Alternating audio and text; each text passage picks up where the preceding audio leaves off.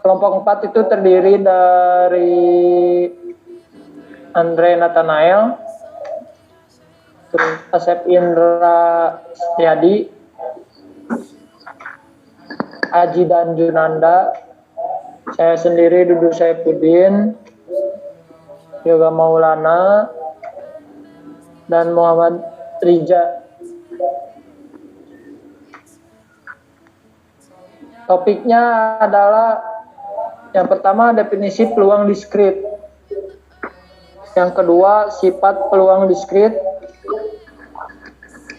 yang ketiga probabilitas terbatas, yang selanjutnya konsep teori himpunan pada peluang diskrit, terus probabilitas kejadian majemuk A atau B dan A dan B, terus dua kejadian saling lepas, dan yang terakhir dua kejadian saling bebas. Mungkin yang pertama definisi peluang diskrit.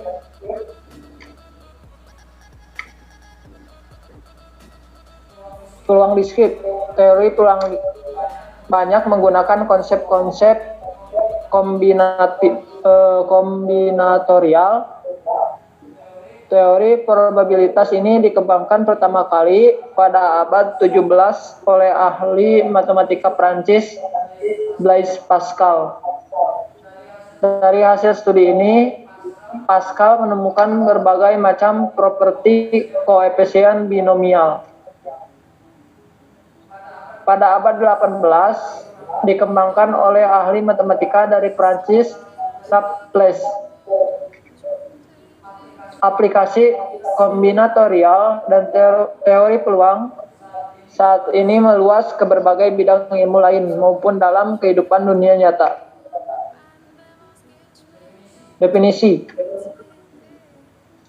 himpunan dari semua hasil yang mungkin muncul pada suatu percobaan statistik disebut ruang sampel yang dilambangkan dengan himpunan S. Sedangkan anggota-anggota dari S disebut titik sampel. Misalkan XI adalah sebutan titik sampel di dalam ruang sampel S. Peluang bagi XI adalah ukuran kemungkinan terjadinya atau munculnya XI di antara titik-titik sampel yang lain di S. Definisi peluang diskrit. Titik sampel yang mempunyai peluang lebih besar berarti kemungkinan terjadinya lebih besar pula. Sedangkan titik sampel yang peluangnya lebih kecil berarti kemungkinan terjadinya juga lebih kecil. Sifat peluang diskrit. Kosong, S besar, P kecil, dalam kurung X kecil, I dalam kurung S besar 1, P kecil dalam kurung X kecil, terus I dalam kurung adalah nilai peluang, yaitu jumlah peluang semua titik sampel di dalam ruang sampel S adalah 1.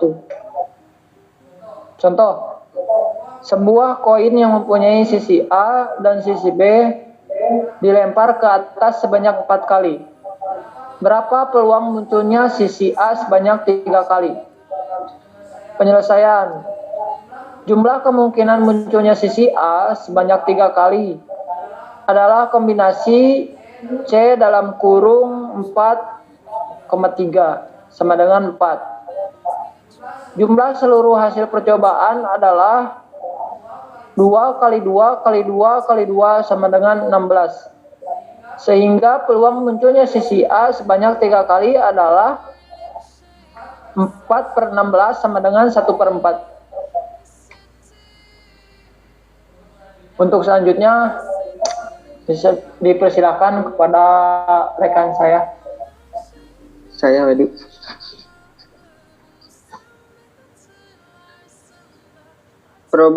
Probabilitas terbatas atau finite probability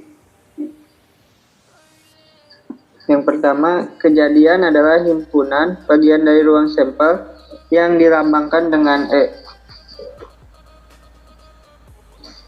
Misalkan pada percobaan melempar dadu, kejadian munculnya angka ganjil E tersebut 1, 3, 5, dan kejadian munculnya angka 1 sama dengan 1. Kejadian yang hanya mengandung satu titik sampel disebut kajian sederhana atau simple event. Dan kajian yang mengandung lebih dari satu titik, contoh disebut kejadian majemuk atau compound event.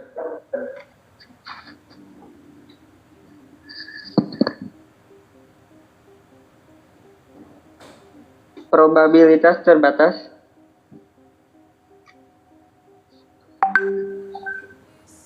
Suatu kejadian dikatakan terjadi jika salah satu dari titik contoh tersebut di dalam kajian terjadi. Lanjut. Definisi. Peluang kejadian E di ruang sampel S adalah P E sama dengan E per S, seperti P E sama dengan E per S sama dengan sigma X I C E.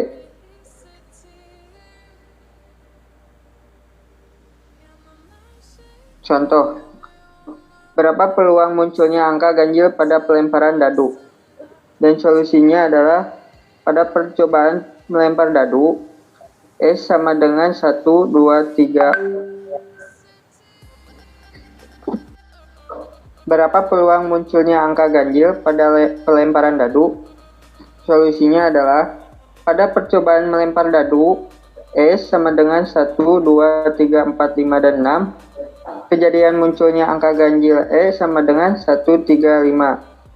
Di sini, S sama dengan 6 dan E-nya sama dengan 3. Kejadian munculnya angka ganjil adalah 3 per 6 sama dengan 1 per 2. Kita juga dapat menghitung peluang munculnya satu angka ganjil 1 per 6 sehingga P E sama dengan 1 per 6 plus 1 per 6 plus 1 per 6 sama dengan 3 per 6 yang dikecilkan 1 per 2. Oke, lanjut.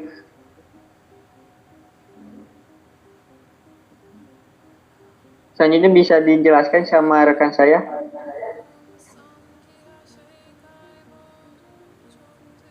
Sahaeun ieu.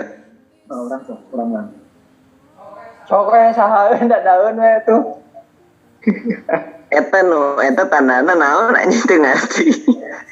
Sigma.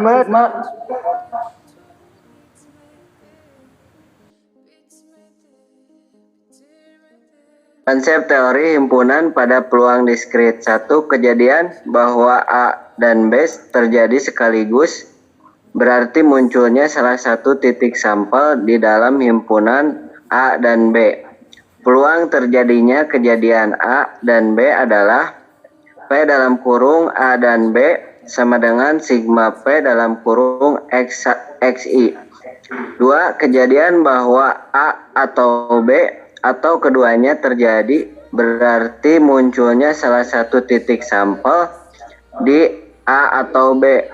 Peluang terjadinya kejadian A atau B adalah P dalam kurung A atau B sama dengan sigma P dalam kurung XI.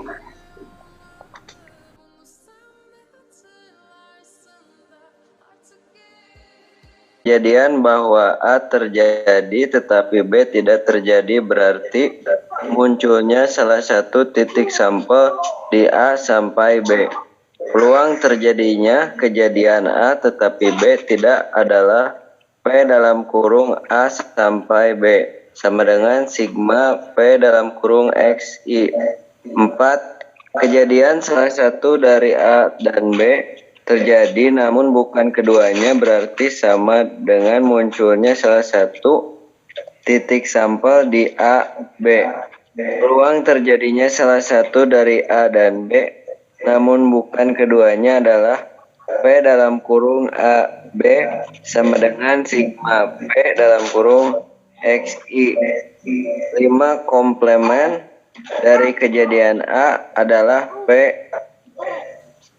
dalam kurung terhingga A sama dengan 1 sampai P dalam kurung A. Probability. Baik, selanjutnya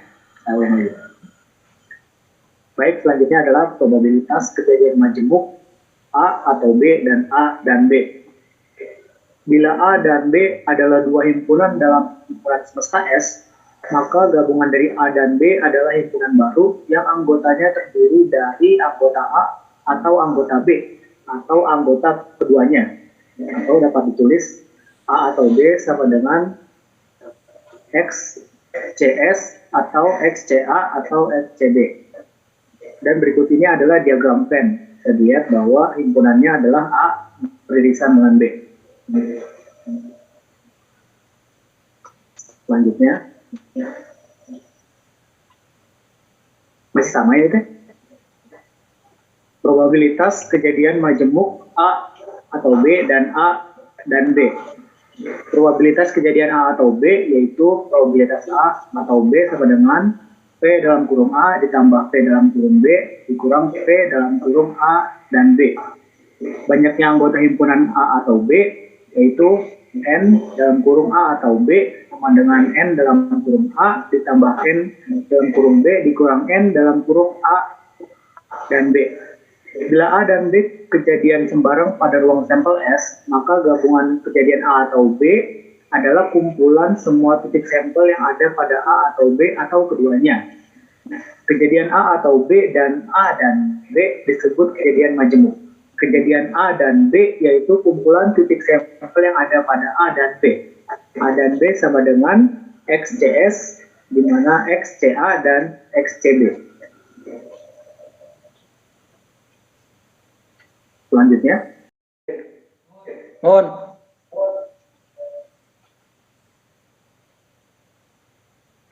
dua kejadian saling lepas. Bila A dan B adalah dua kejadian sembarang pada S dan berlaku A irisan B sama dengan tidak naon itu nya lambang naon. Oh, himpunan kosong. Maka A dan B dikatakan dua kejadian saling lepas atau saling terpisah. Ulangi deh, Bang. Simitinya.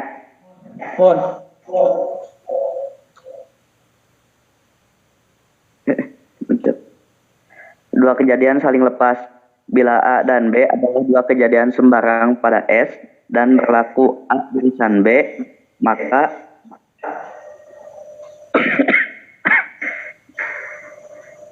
terjadi himpunan kosong. Maka A dan B dikatakan dua kejadian saling lepas atau saling terpisah, mutually exclusive. Dua kejadian A dan B saling lepas artinya kejadian A dan B tidak mungkin terjadi secara bersamaan.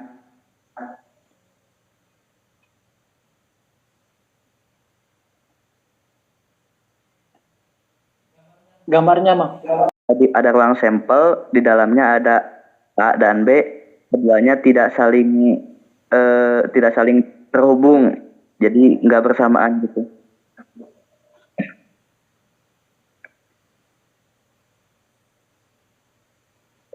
Dua kejadian saling lepas, maka P A dan B sama dengan 0, sehingga probabilitas kejadian A union B dirumuskan sebagai berikut. P A union B sama dengan PA plus PB.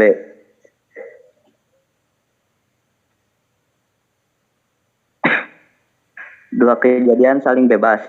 Dua kejadian A dan B dalam ruang sampel S dikatakan saling bebas jika kejadian A tidak mempengaruhi kejadian B. Begitu pula sebaliknya.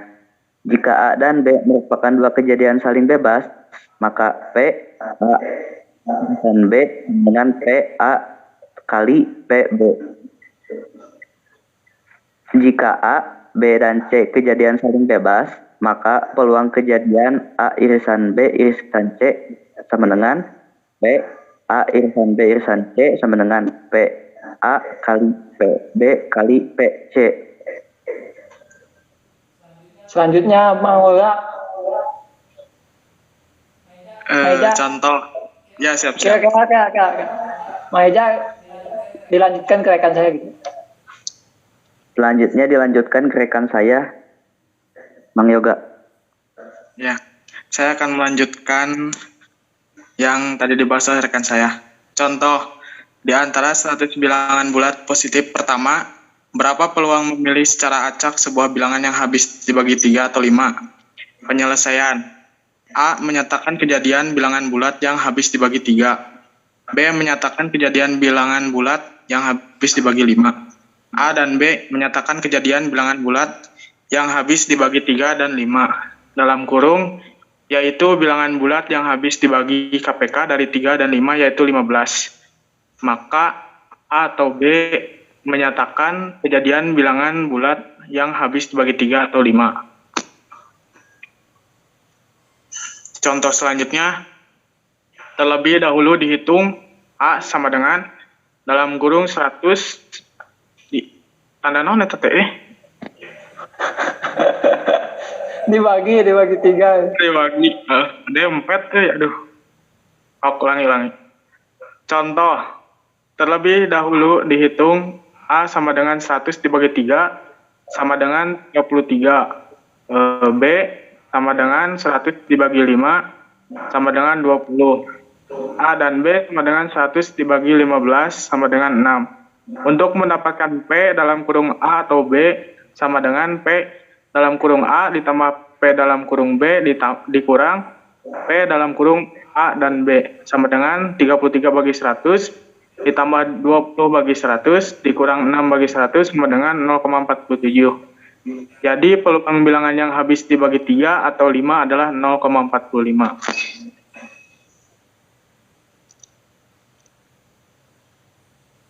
Sekian presentasi dari kami.